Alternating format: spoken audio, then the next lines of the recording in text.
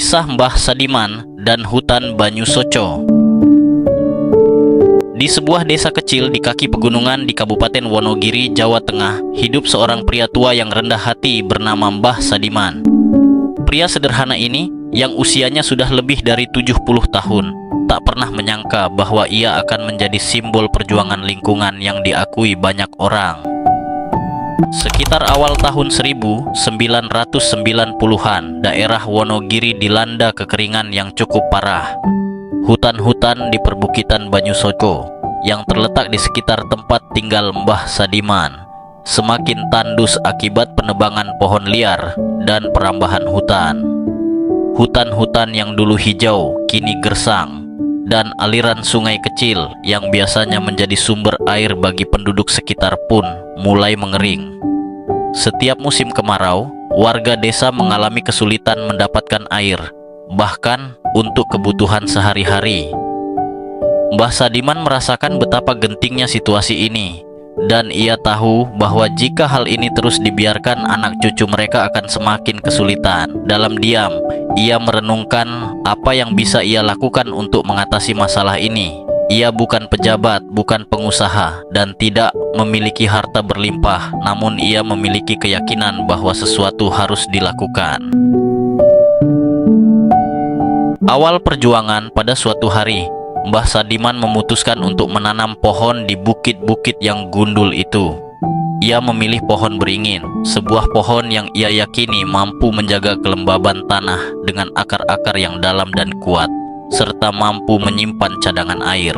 Namun, menanam pohon beringin bukan perkara mudah, terlebih lagi di tanah yang sudah sangat tandus. Tapi ia tak menyerah. Setiap hari, ia berjalan berkilo-kilometer untuk mencari bibit beringin, mengumpulkan daun-daun kering sebagai pupuk, dan menyirami bibit-bibit itu satu persatu, meskipun harus menggendong air dari jauh. Pada awalnya, niat Mbah Sadiman dianggap aneh oleh penduduk desa lainnya. Beberapa orang bahkan mengejeknya, mengatakan bahwa usahanya sia-sia belaka. Apa yang bisa dilakukan satu orang tua seperti Mbah Sadiman untuk menyelamatkan hutan? Begitu ujar beberapa warga. Namun, Mbah Sadiman tidak pernah menyerah. Baginya, ini bukan hanya tentang menanam pohon, melainkan tentang mengembalikan kehidupan bagi hutan yang pernah berjasa bagi mereka semua. Tantangan dan pengorbanan perjuangan. Mbah Sadiman bukan tanpa tantangan. Seringkali bibit yang ia tanam mati karena cuaca yang sangat panas atau karena kekurangan air. Namun, ia tidak pernah putus asa.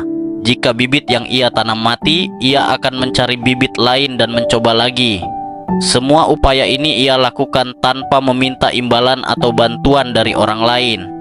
Setiap bibit yang ia beli adalah hasil dari tabungan pribadinya sebagai petani sederhana. Bahkan, ia rela menjual beberapa ternak peliharaannya untuk membeli bibit beringin. Tidak hanya itu, karena hutan yang dijaganya merupakan wilayah terbuka, ia seringkali harus berhadapan dengan para perambah hutan yang tidak peduli pada lingkungan. Terkadang, ia harus berdebat dengan mereka, meminta dengan tegas agar mereka tidak menebang pohon sembarangan. Ia tahu, jika tidak ada yang menjaga hutan ini, maka kekeringan di desa mereka akan semakin parah. Tekadnya yang kuat untuk melindungi hutan Banyu Soco akhirnya membuatnya dikenal sebagai penjaga hutan di kalangan masyarakat sekitar. Awal hasil dari kerja keras. Setelah bertahun-tahun bekerja keras tanpa pamrih, Mbah Sadiman mulai melihat hasil dari usahanya. Pohon-pohon beringin yang ia tanam mulai tumbuh besar.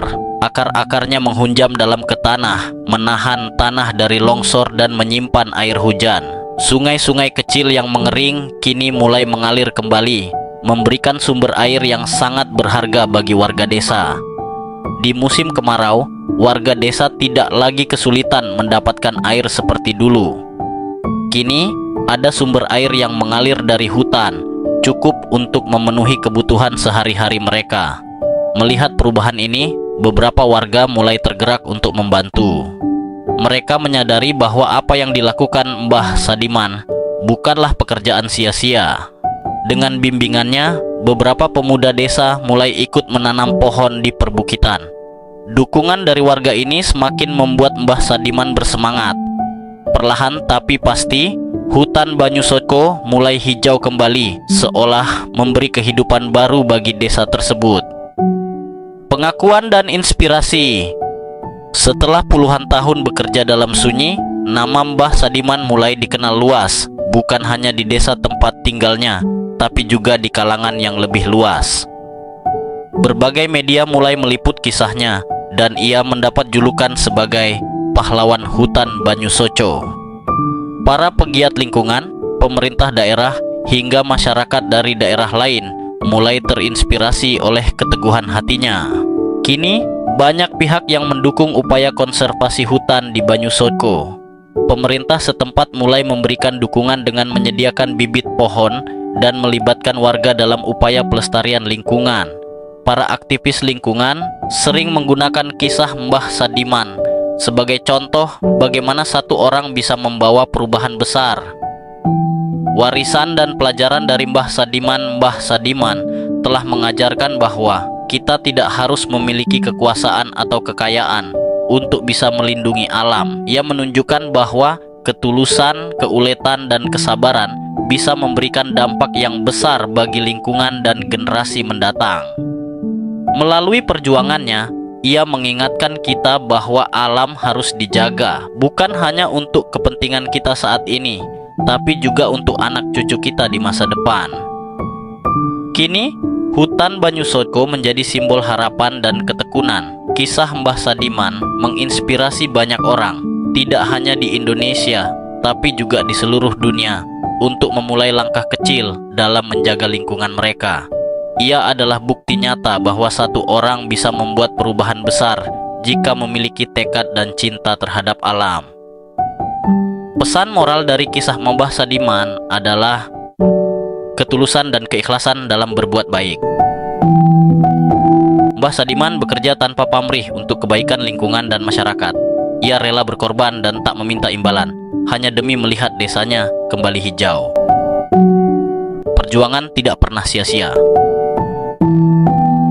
Meski sempat dicemooh dan dianggap aneh, Mbah Sadiman tidak menyerah. Ia percaya bahwa perjuangannya akan membuahkan hasil. Ketekunan dan keyakinannya akhirnya memberikan dampak besar bagi desanya. Bertanggung jawab terhadap alam. Mbah Sadiman mengingatkan kita tentang pentingnya menjaga kelestarian alam. Alam adalah titipan untuk generasi mendatang, dan kita memiliki tanggung jawab untuk merawatnya. Mulai dari diri sendiri untuk membuat perubahan. Mbah Sadiman adalah contoh bahwa perubahan besar bisa dimulai dari langkah kecil dan sederhana. Tidak perlu menunggu orang lain. Kita bisa mengambil langkah nyata mulai dari diri kita sendiri. Kepedulian untuk generasi mendatang. Mbah Sadiman berpikir jauh ke depan, ingin memastikan generasi selanjutnya bisa menikmati air bersih dan lingkungan yang subur. Kepedulian terhadap masa depan ini adalah sikap yang perlu kita teladani. Kekuatan, kesabaran, dan ketekunan. Menghidupkan kembali hutan yang tandus adalah proses panjang, tetapi kesabaran dan ketekunan Mbah Sadiman membuktikan bahwa usaha keras, meski lambat, akan memberikan hasil yang berharga. Pesan moral ini mengajarkan kita pentingnya memiliki kepedulian, ketekunan, dan tanggung jawab dalam menjaga alam untuk masa depan yang lebih baik.